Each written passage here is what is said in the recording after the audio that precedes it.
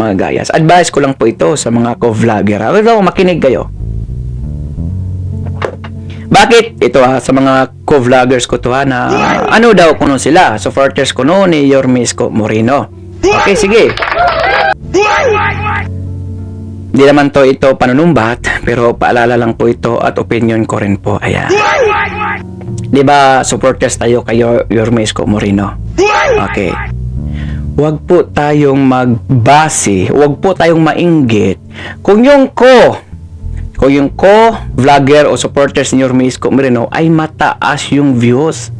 Di ba tayo ay nagsusuporta para manalo si Yorme Isko Moreno? Bakit tayo hahadlang sa ginagawa ng ibang mga co-vloggers natin na supporters ni Yorme Isko Moreno? Pwede ba magtrabaho ka lang dyan, gumawa ka ng mabuti para suportahan ang ating buting Yorme Isko Moreno? O, di ba?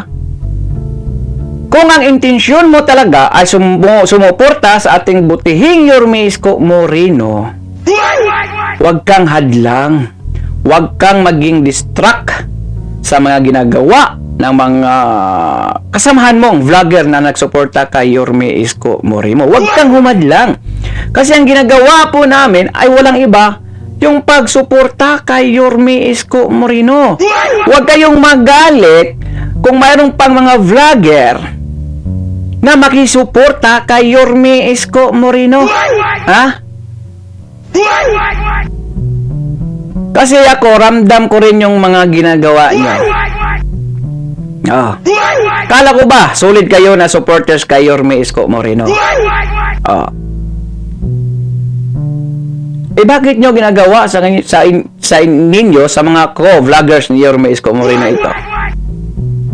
O para bang sinasabi nyo tumigil ka na o hinahadlangan po ang mga ginagawa namin?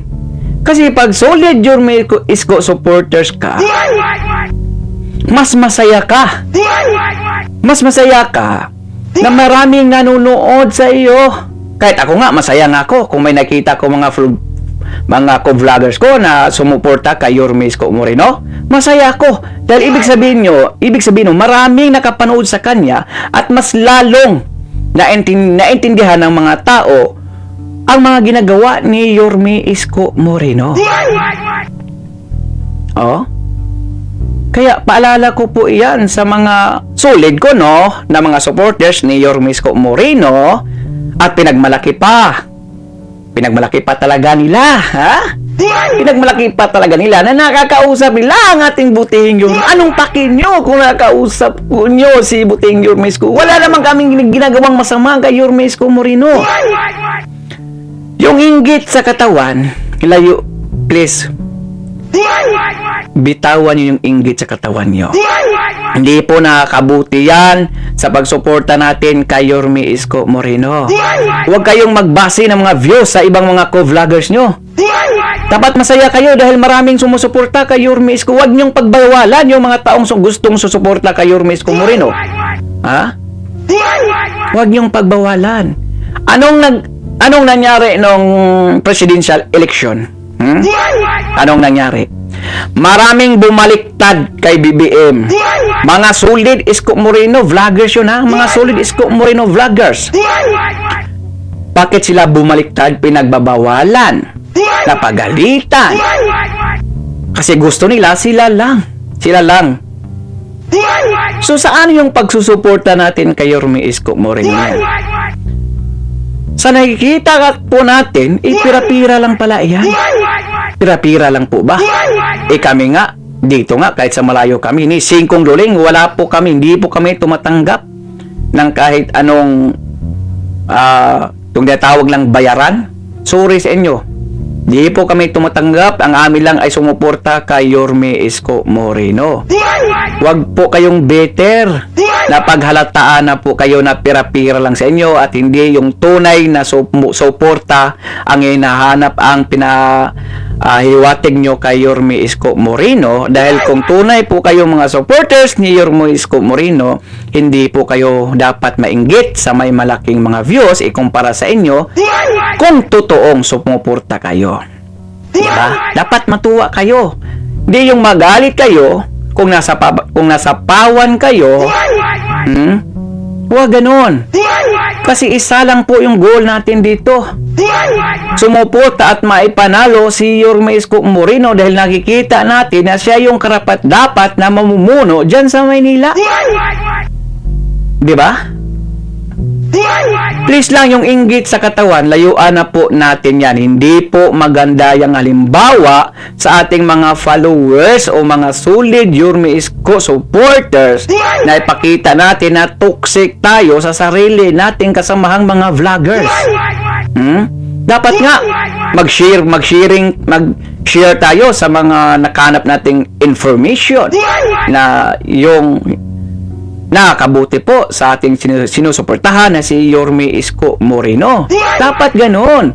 Hindi yung aawayin nyo kami ng mga solid Yorme Isko supporters na mula pa noong 2019 hanggang ngayon, napahinto lang tayo noon dahil din siguro, hindi ko alam kung isa kayo sa mga gumagawa ng masama sa channel ko, ha? Dahil nakadalawang monetize na po ako. Okay? Alam niyo naman, pag ma-demonetize ang channel mo, ay hindi ka po pwedeng makapag-vlog niyan. Sa time na magpa-email sa sayo, sa time na ma-demonetize ka, mayroong pinagbabawal si YT, si YouTube noon, na bawal kang gumawa ng video na kahit anong video. Within, nakalimutan ko kung how many days po yon.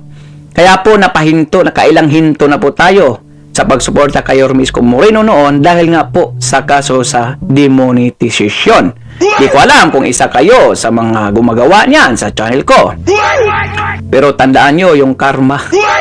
Yung karma. Ha? Kaya wag po tayong bitter. Wag po tayong mainggit sa mga co-vloggers natin. Dapat masaya tayo. Kaya ako nga, masaya nga tayo. Masaya nga ako kung may marami pong mahahatag tayo mga vloggers na sumuporta kay Yorme Isko Moreno. Di yung sisiraan o sisirain yung channel sa pagsuporta kay Yorme Isko Moreno dahil nasa sapawan o naungusan yung views nyo. Ang tawag noon, pira-pira lang, hindi po tunay na supporters ni Yorme Isko Moreno. Yun lang po sa akin, opinion lang po yun at hindi po ako galit. Ayan. At maraming salamat po sa lahat ng andito. Mega love shout out po sa ating lahat. At dahil umabot po kayo sa dulo ng ating video, huwag niyo pong kalimutang mag-like, share, and subscribe. Paalala, huwag niyo akong pilitin. I-post ko yung pangalan niyo dito, baka sisikat pa kayo. Bye. Our hearts beat to the city streets. We began to feel the fire.